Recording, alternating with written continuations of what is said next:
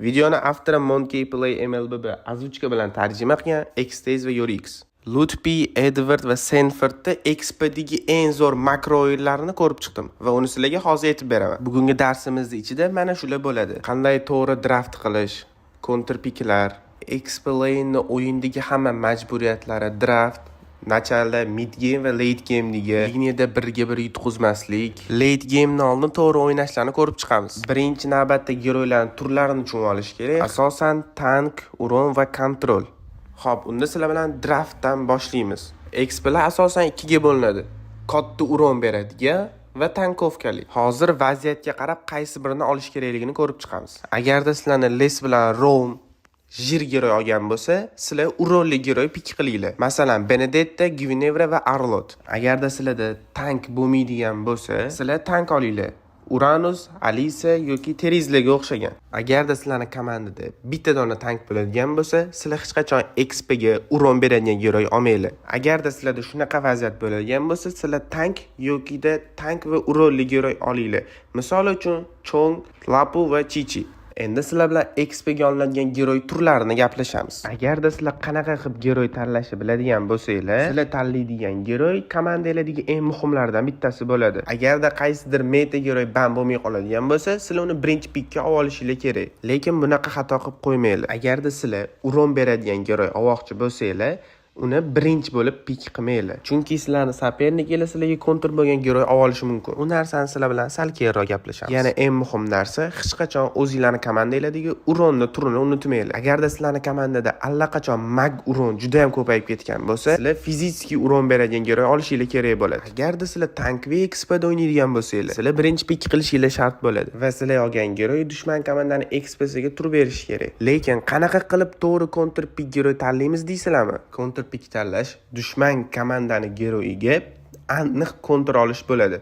Misol uchun Uranus oladigan bo'lsak, o'zini passivkasi va jonni tiklashi bilan juda ham kuchli giroy. Sizlar unga qarshi chisti uroni bor giroylar olsanglar bo'ladi. Masalan, Xberg. Xberg liniyada Uranusga qaraganda kuchliroq. Chunki unda Uranusga qarshi chisti uron bor. Agarda sizlar birinchi bo'lib Xberg oladigan bo'lsanglar, ular Uranusga o'xshagan giroy ola olmaydi. Agarda Xberg dushman komandada bo'lsa, sizlar Benedetta olganinglar yaxshi. Chunki unda massiv uroni bor. Benedetta kuchliroq Xbergga qaraganda, chunki unda massiv uron bor. Nimaga deydigan bo'lsanglar, Xberg Benedettani tuta olmaydi. Benedettani skillarining hisobiga. Lekin sizlar Benedettaga qarshi chiqib minsitar olsanglar bo'ladi. Sizlar giroy tanlash uchun olganinglardan keyin sizlarga kerak bo'ladigan narsa qanaqa qilib nachalada o'ynash kerak. Bu o'zining ichiga 4 ta narsani oladi. Line-da turish, cherepaxaga chiqish, line-da turish va ikkinchi cherepaxaga chiqish. Va shu narsani qilib bo'lganinglardan keyin mid game boshlanadi va mid gamegacha liniyada qanaqa turish kerakligini ko'rib chiqamiz. Hamma XP lanerlar qiladigan eng asosiy xatolardan bittasi bu minionlarga uron berish. Sizlar minionlarga uron berishdan oldin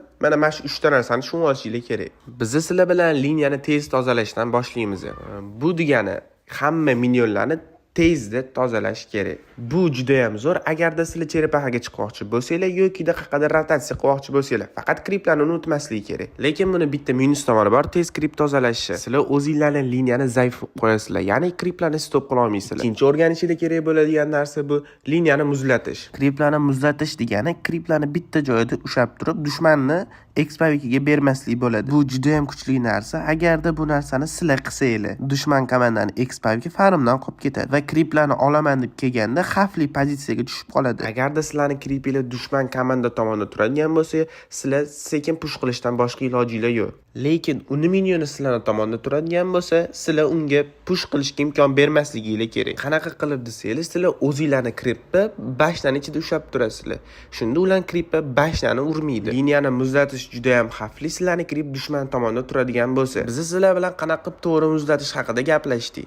Endi sizlar bilan liniyani kesish haqida gaplashamiz. Liniyani kesishi ma'nosi u sizlarning minioninglarni ko'rishidan oldin sizlar unikini olib bo'lasizlar. Bu sizlarga o'zingizlarning minionni yo'qotmasa, rotatsiya qilgani yordam beradi. Liniyani kesish juda ham xavfli. Sizlar o'zingizlarning ehtiyotinglarni qilishingiz kerak. Men charchab ketdim, qolganini sizlarga Yorix aytib beradi. Sizlar kripni skip qilishdan oldin dushmanni lesningi qaysi buffdan boshlaganini bilishingiz kerak. Sizlar pachkani skip qilgandan keyin sizlarni kripinglarni stop qilishligidan qutulib qolishinglarni bilish kerak. Oddiy usul. Dushman kriplarni olishdan oldin sizlar tez o'zingizlarning kriplarni push qilib olasizlar va keyin u sizlarning kriplarni o'ldirishini kutib turasizlar. Agarda dushman sizlarning kriplarni birinchi bo'lib oladigan bo'lsa, sizlar prosta kripini stop qilasizlar. Ko'pchilik bilmasdan dushman creep stop qilganda u creepni oldiga yaqin kelib turib oladi. Agarda dushman sizlarga shu payt hujum qilsa, uni creeplari ham sizlarga hujum qiladi. Keyinda sizlar shu xatoda creepsiz qolishingiz mumkin. Bunaqa xatodan ko'ra dushman ham sizlarga tegmaydi va sizlar ham dushmanga tegmaysizlar. Shunaqa qilib farm keluvinglar overasizlar. Xo'p, sizlar shunaqa qilib minionni qanaqa qilib kontrol qilish usullarini tushundinglar. Lekin liniyada sizlarda dushman ham bo'ladi va krab ham bo'ladi.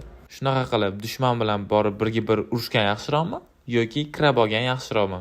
Bitta krab bitta miniondek oft beradi. Shunaqa qilib sizlar krabni ham olsanglar, dushmandan ancha vohliroq 4-o'rinni ochib olasizlar. Va 4-o'rinni olsanglar, dushmanga qaraganda cherepaqaga ancha vohliroq chiqasizlar. Shunaqa qilib dushmanda ikkita dona yo'l qoladi. Birinchisi creeplarni olib 4-levelga olish yoki 3-level bo'lib turib cherepaqaga borish. Shunaqa qilib eng qiziq joyga keldik. Qanaqa qilib liniyalarda birga bir yutsanglar bo'ladi. Buni siri sizlarning mikro o'yinlarga bog'liq bo'ladi. Ammo bu video makro o'yin haqida. Lekin xavotir olmanglar. Men sizlarga bu videoda mayli birga bir qanaqa qilib yutish ham o'rgatib o'tib ketaman. Giroylar 3 xilga bo'linadi. O'yinni boshida kuchli, o'rtasida kuchli va late game'da kuchli. Tushunishinglar kerak bo'lgan narsa sizlarning giroylar ular giroydan kuchlimi yoki yo'qmi? Kimmi mikro o'yin kuchliroq bo'lsa, o'sha har doim lane'da yutadi. Har doim nachalani eplab olish eng muhim narsa bo'ladi.